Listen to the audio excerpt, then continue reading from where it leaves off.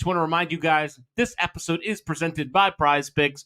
Download the app today. Use the code JUICE to get $50 instantly after you play your first $5 lineup.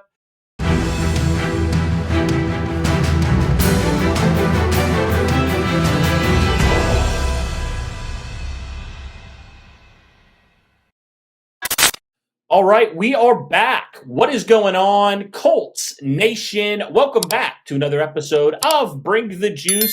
Your guys, Cody and Derek, back for another one, guys. Well, today we are going to discuss the 5 moves that we believe the Indianapolis Colts must make this off season. So without further ado, Derek, let's jump right into this. This is a video that we do pretty much every year around the month of January, February, kind of looking at some moves. You know, free agency obviously is still a ways away, the draft even further, but these are some moves that we think right now make the most sense for the Colts before any of that happens. So without further ado, let's just get right into it. And I think the biggest thing, Derek, and probably the biggest thing that Colts fans have been talking about, one of the biggest things has to be your quarterback, Anthony Richardson. I mean, we know, Derek, he's going to Chris Hess. We know all this stuff that's been happening. But I think the biggest thing that the Colts can do outside of, giving AR the opportunity to grow as a quarterback is getting him legitimate weapons. And specifically looking at the tight end position, Chris Ballard in his end-of-the-year presser mentioned the middle of the field. And we know how bad the Colts tight ends were. I think they were actually like the second to last group in the NFL, according to some statistics and just all this stuff factored in. So with that being said, Derek, really when you look at this tight end room right now, I mean, the cupboard is bare. I mean, there is nobody on this roster right now that you have faith can be a long-term piece with your roster, right? And, when it comes to Anthony Richardson, we obviously know this is a make or break year for him. And so when it comes to adding weapons, the Colts must do that. And I talked to you off air and said they almost have to be like, hey, we have given AR everything that he needs from a weapons standpoint.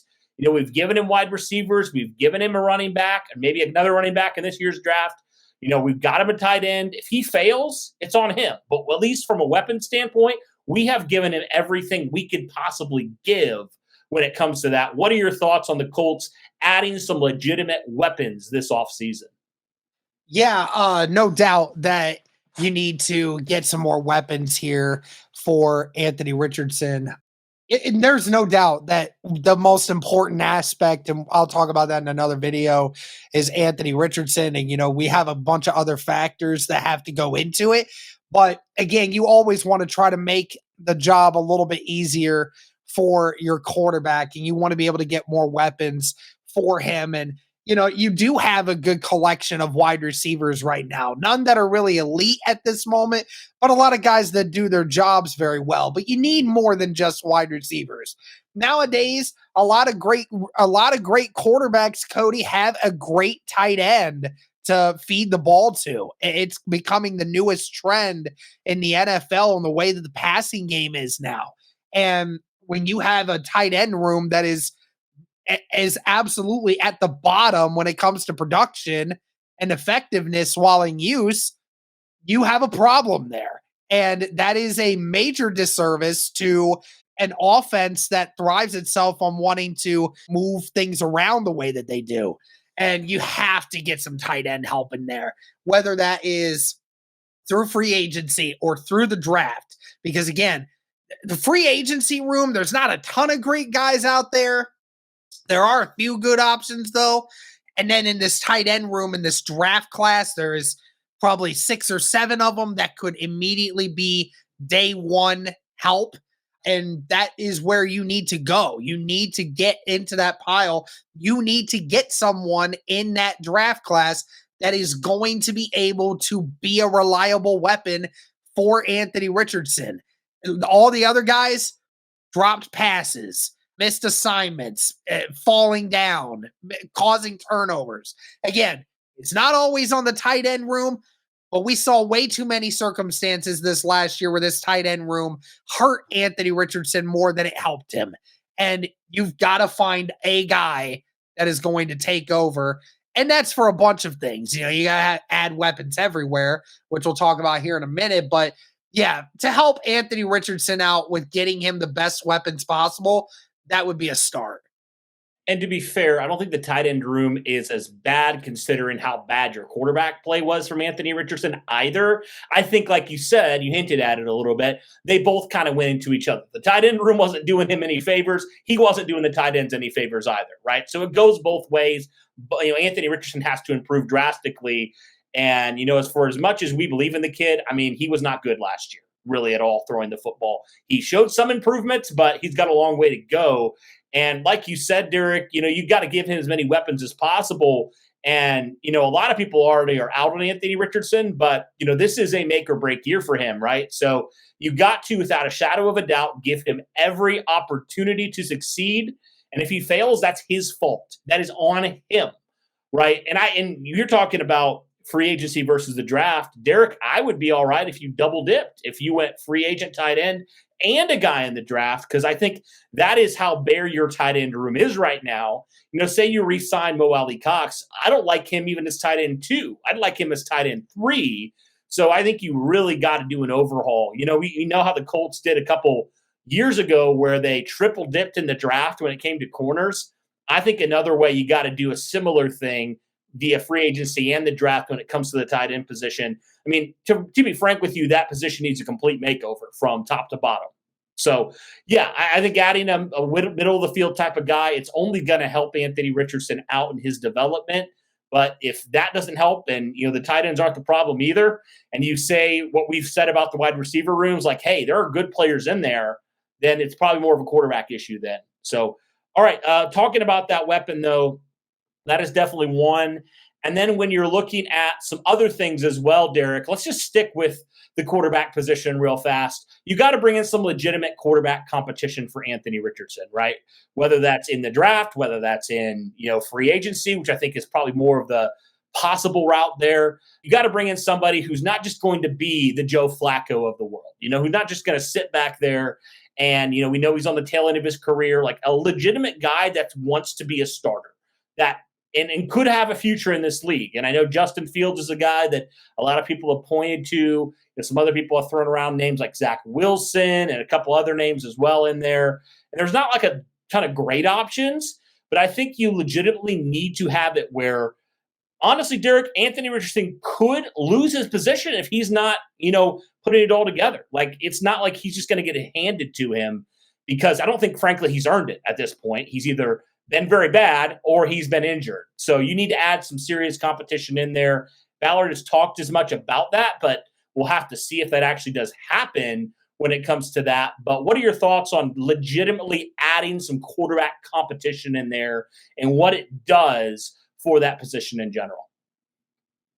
Yeah, so of course, like you said, when it comes to the QB competition, you're right. And you hope that there comes a positivity about this, right? You hope that Anthony Richardson, along with the extra help that he's getting this offseason from Chris Hess and all these other things, you hope that this QB competition comes in and forces Anthony Richardson to say, hey, like, my job is on the line here. Yeah, sure, I was the 4th overall pick in the draft in 2023, but the Colts have made it abundantly clear that, I need to regain their trust, and I need to be able to show that I have what it takes to be a franchise quarterback. And you're hoping that that is the good stuff that you get from him. So that is definitely a motivating factor. I don't think that the Indianapolis Colts are bringing in QB competition to really take Anthony Richardson's job. I'm really thinking that they're just wanting to bring someone in that will challenge Anthony Richardson to be the absolute best version of himself. Because ultimately, if Anthony Richardson isn't the best version of himself, then some jobs are going to be had at that point. So, but yeah, it's definitely going to come down to that, and whatever it takes to get Anthony Richardson to wise up and start doing some more stuff to be our franchise QB, then you got to do it. And, I would argue, though, if you don't bring in real competition, is it really going to push him? Like you need to bring in a guy that literally AR is like looking over his shoulder, like, hey, this is going to be the guy. Like, it's not just like, oh, we're going to call it a competition, but you really know it's not. I think you need to bring in and make it an open competition. Best player wins at this point, right? Because I know, like, and maybe this is just Chris Ballard and Shane Steichen, on their last leg here, but I don't know. It's just like if you truly want an evaluation of this kid, I just don't think you can afford to do half measures with it. I think you need to bring in somebody who actually has started in this league, still relatively young, and has some positive experiences as well when it comes to playing quarterback in the NFL, right? And also is at 40 years old, right? So you need to bring that in. And I think if you do that, yeah, he may not, beat out Anthony Richardson, but you're right. Like if you bring in the guy and AR doesn't look at it and say this isn't really competition, if he actually views it as this is an open competition and I could lose my job, I think just like we saw with Alec Pierce, it will hopefully bring the best out of AR. It'll hopefully sharpen him up to the point where he needs to be. I mean, heck, Derek, we saw the improvement from Alec Pierce this last year from 2023 to 2024. It was great. Like Alec Pierce was a major part of this Colts offense. Not to say he wasn't in previous years, but it just felt like he took a step up in the right direction because of some of this competition the Colts added into their room. And I think the same has to be true with quarterback. And I mean, Derek, Adonai Mitchell was a second-round pick. So that was some serious investment the Colts put into their wide receiver room. Now, I'm not saying go draft a quarterback in round one, but I'm saying from when it comes to, real competition, you may have to pay Justin Fields a little bit more than you traditionally might be comfortable with because you need a quarterback that's going to come in there and actually be like, hey, I could actually earn this job. Because no quarterback's going to want to come in knowing that they're going to be the backup, especially some of those quarterbacks who are that young, right, and are looking for more opportunities to start somewhere. And with the uncertainty at quarterback, I think it makes sense for the Colts to bring in somebody like that who could really push AR to be the best he can be. And also the factor of he's got to stay healthy too. I mean, he hasn't been healthy, frankly. He hasn't been available. And if you're not going to be available, then I don't care how talented you are, right? You're not going to make it in this league if you're not available and you've missed as many games as he's missed in the first couple of years of his career. But those are the two things when it comes to this quarterback room, Derek. Now, looking at some other positions for the Colts, and this is something that Ballard also addressed in his end-of-the-year press conference, you need to really add some competition, not just at quarterback, but at every single position, primarily positions like running back, the secondary, and the offensive line. I think you really need to add competition in there. I would even throw in linebacker as well, adding another guy or two in there for competition. I mean, ultimately, Derek, every single position I think needs more competition in it to some capacity, and there's obviously some that need more investment than others. But bottom line is the Indianapolis Colts must add real, legit competition and depth on this roster, something they didn't have a season ago. Yeah, no doubt. Putting that competition in a couple different places. He talked about the complacency. He talked about thinking that rewarding your own guys is, going to make things better. Well, it didn't do that. And it leaded into another problem, which we're going to talk about here in a second. But you do have to add that key depth at some key positions. Running back, first and foremost. Again, Jonathan Taylor.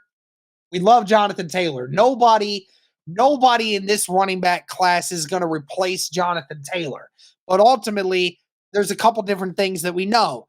Jonathan Taylor, he's probably going to miss a few games here and there, Cody. He's never, outside of the 2020 year or the 2021 year where, I don't think he missed a game. Outside of that, we've seen him miss games from time to time. And that is going to be something where you have to have a discernible backup to be able to handle that. Now, in 2023, they had Zach Moss to do that. And Zach Moss did a very fantastic job with that. The only problem is in 2024, you didn't bring him back and you didn't replace anyone for him. You kept Trey Sermon around and you thought Evan Hall was going to be available. Evan Hall was not available, and Trey Sermon didn't quite fill the hole that we were hoping he would while Jonathan Taylor was out. So you have to find, and especially for as deep as this running back room is in the draft, you are going to need to get one to be able to compete for that running back 2 spot behind Jonathan Taylor, who can take a few snaps from Jonathan Taylor every once in a while so that Jonathan Taylor does not burn himself out throughout the year. Secondary, like we said, that was something that Ballard mentioned that several times throughout the presser himself, that, he thought guys were going to step up and they didn't. And the secondary needs that. They need to bring in some more competition. And especially even on the O-line's sake, the O-line, you don't know who's going to be around in the long term. You have the guys to replace the guys that are going to be gone at some point, but now you need to get the guys that are going to be behind them. So that's also another thing. And, and we already mentioned about the tight end room and, places like that. I mean, you can even talk about linebacker if you wanted to do that. Again, it is all about finding some guys that are going to, make a difference for this Colts team. We have to get better depth in some areas that we've seen where guys either get injured a lot or aren't really performing to the level in which we like them to. As we said, guys, today's episode is sponsored by Prize Picks. Now, what is Prize Picks? Prize Picks is the largest daily fantasy sports platform in North America. Instead of battling against thousands of other players across platforms, you're basically picking 2 to 6 player stat projections, and you're choosing more or less on those stat projections to be able to watch those winnings roll in. It's very easy. Do you guys want to play along at some of Prize Picks' favorite players like rapper Meek Mill and UFC fighter Sugar Sean O'Malley? Well, if you guys sign up today, you can find the community plays under the promos tab of the app to view the entries of some of the biggest names on the platform and be a part of that as well. You can now win up to 100 times your money on Prize Picks with as little as 4 correct picks. You can turn $10 into $1,000 just like that with NBA, NHL, and college basketball entries today on Prize Picks, America's #1 fantasy sports app. Like a lot of other things, guys, they also offer injury insurance, so your entries stay in play even if one of your players gets injured. So if someone exits the game in the first half and does not return in the second, that player projection won't count against you and the rest of your entry stays live. So it's a great bounce back for that one. What I love about the app as well, guys, is it's not just sports like NBA, NHL, football, and tennis, and baseball, and all these other things, but there's also a lot of others that go into it as well. If you like to place entries on video game situations like Call of Duty, CS2, Apex, if that's something that appeals to you, there's a wide variety of sports and video games and everything else that you can place entries on. And I love how expansive it is. Even just looking at the NBA, there's entries you can make with turnovers, with points. You can do combo deals, dunks, field goals attempted, all of these different things. So there's just so many different ways to make money off of these entries. Be sure to download the app today and use the code JUICE to get $50 instantly after you play your first $5 lineup. Right. And, to that point of, some guys getting complacent and some things not happening that need to happen for winning teams to, take place, those things that didn't happen, that leads us to the next point. You got to fix whatever culture problems you have right now on your team. Those problems that were very evident, this last season, especially on the defensive side of the ball. I mean, there was probably some offense as well, but it felt like the big stink was on defense. And you saw the defense really struggle in a lot of different areas this year. They were taking a major step back from a season ago, which is saying something because they weren't that great a season ago either.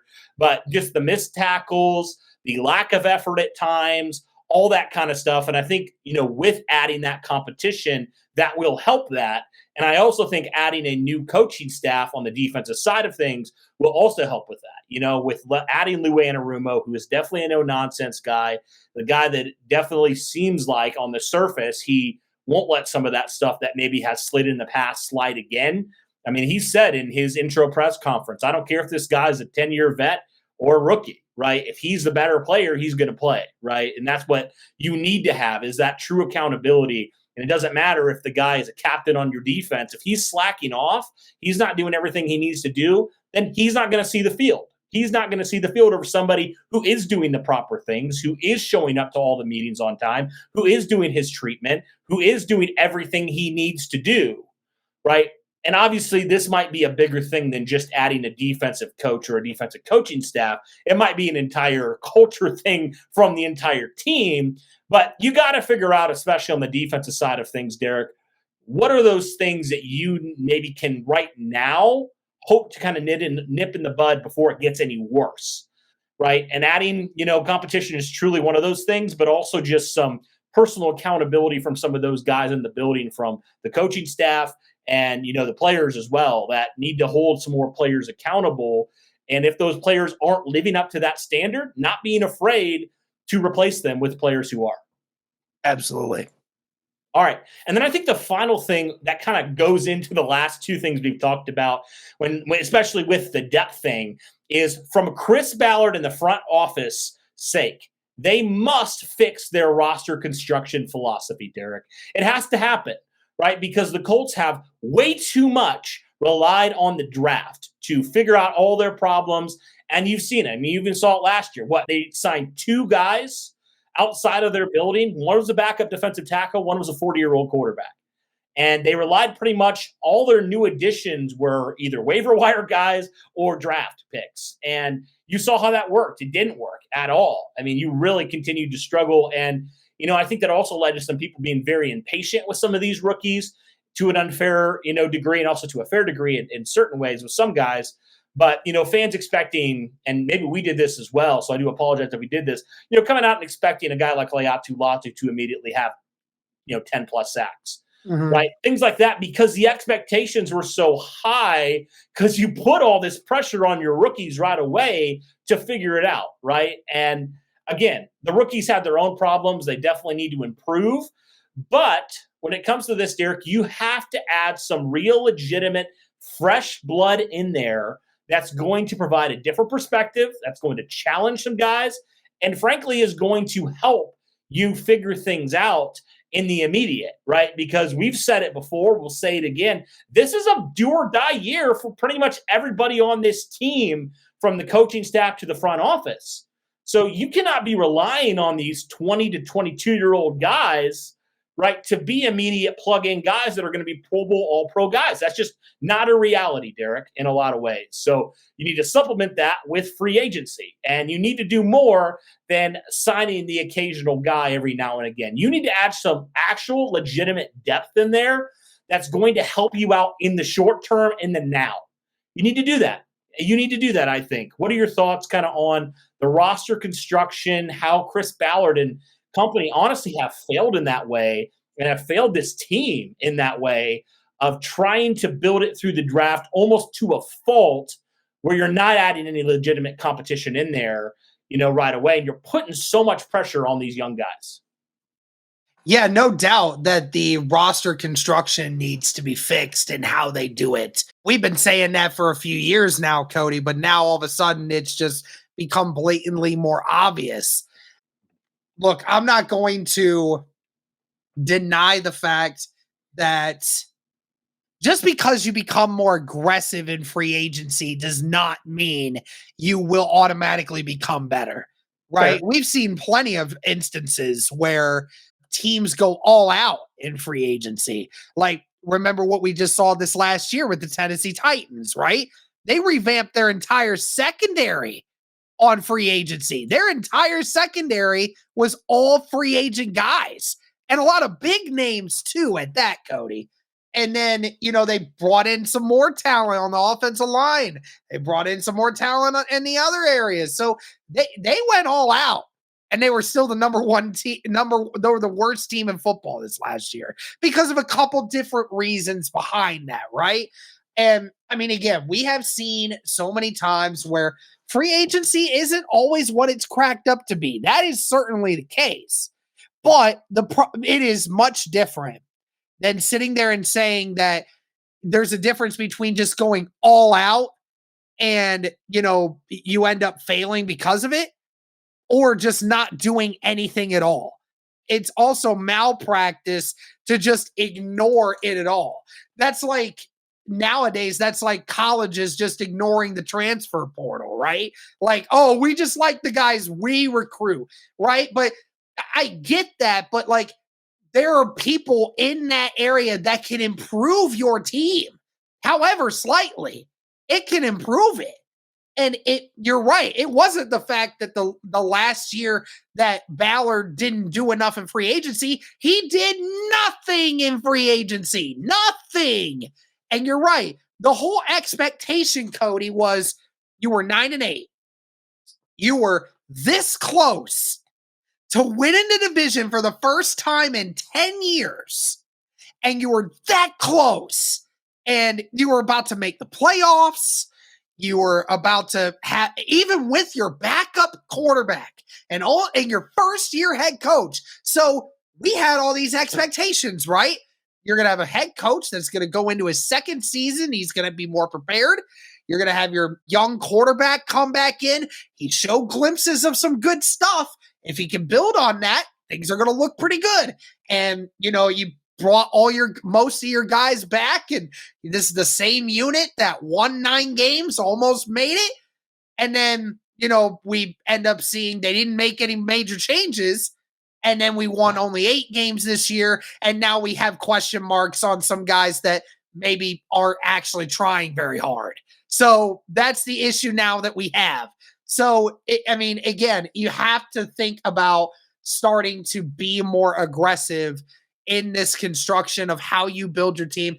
I'm not saying go out and get every free agent known to man, but you have to have the ability to bring in a few guys that are going to perform their jobs and are going to be able to be there for when things don't go right, and be able to be guys that are going to be able to grind and get things going. And honestly, Cody, in retrospect to Chris Ballard, I would say it's not the fact that he didn't try.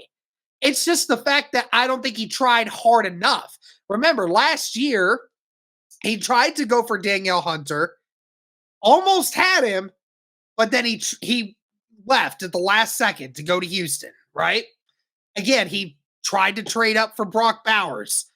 Could have had it, but just couldn't quite convince anyone enough to do it, right? So it's not the fact that Ballard hasn't tried, but it is the fact that you have continuously allowed people to slip right through your fingers. He just let them slip, and then they end up coming back to bite us. So, you have to do whatever it takes. You can't just let them slip. You can't just allow yourself to say, if this person is that important, you will do whatever it takes to get them to your team, because that's why you pursued them that hard in the first place, is because you know that they matter. I have a couple thoughts here. I think that the fact that the Colts thought that they were close last year, and then we saw what happened this year, that was the biggest flaw with this team, is thinking that they were closer than they were. Let's be honest, Eric. Their defense really was not that great last year in 2023. And their defense was even worse this year. And I think it's just so foolish by Chris Ballard to think everything's going to be the same as it was a season ago, right? You're going to have some players who have played pretty well in 2023. They're going to play the exact same way in 2024. That's just not a reality, right? Guys fall off. Injuries happen. Things happen, at the NFL level, right? So to just think that everything's going to stay the same, and if only a few things went our way, while that might be true, that's just a loser mentality. That is a mentality that tells me we are content with being good enough. We're not content with being the best. And to me, that's what the Colts have been with Chris Ballard, right? And that's what he's done the last couple of years. It's like we just want to be good enough. And I think to your point, I'm not asking for a home run. I'm not asking for you to sign the highest paid corner in NFL history. But what we are asking is for some of those singles and doubles, some of those guys that you can bring in and can actually legitimately help your football team out in the now. And the thing that just is so frustrating also, Derek, is Chris Ballard, when he's done that, he's actually had success at doing that. Right? He's brought in the Xavier Rhodes of the world. He's brought in Danico Autry. He brought in Justin Houston. He brought in fill in the blank, Stephon Gilmore, right? So he's brought in some guys that actually, when he's brought in, I know not every free agent works out. When he's brought in some of these proven guys, it's actually worked out in the Colts' favor. So the fact that he just decided to not do that last year was absolute insanity to me. Just absolute negligence, honestly, and mismanagement in ways, malpractice at the GM position. So, yeah, you cannot afford to do that. Ballard has said as much. He's admitted that that was a mistake. But Derek, how many years has he said I failed and not done anything to change it? I mean, honestly, we're going on year 9 now, dude. You got to either do it or don't. And that's kind of where I sit when it comes to the Ballard. It has to change. It must change, or else he's going to be gone next year. And I know for some fans are like, let him do his old crap and we'll move on next year. But for his sake, he cannot afford to do what he did in 2023. He just can't. He can't afford to do what he did last offseason. Because if he does, the results are going to be very similar, Derek. Very similar. Because you have now seen it. And the thing is Colts fans now understand it. Like, everyone knows it. You are far and away from where you want to be. And we're watching these playoff games, dude. You're not close. You're not close. You're not close at all. On top of the fact that, on top of everything, the fact that we don't know if our coaches are right. We don't know if the GM is going to do what's necessary to win. We certainly don't believe that the culture is good enough to win it. And sure as hell no, our quarterback ain't good enough right now to do it. Like, you're not good in anywhere that makes these other teams elite. You're just not there. No. And you got a lot of problems to fix. And it's impossible, Cody, to fix it all in one season. It's impossible to fix it all right now. It is. It's going to be impossible. I know people say, oh, look at the Commanders. Like, the Commanders got the perfect storm. They got the perfect storm. That can't happen with Indianapolis. That is a very rare that Commanders did something like that. That is like the anomaly.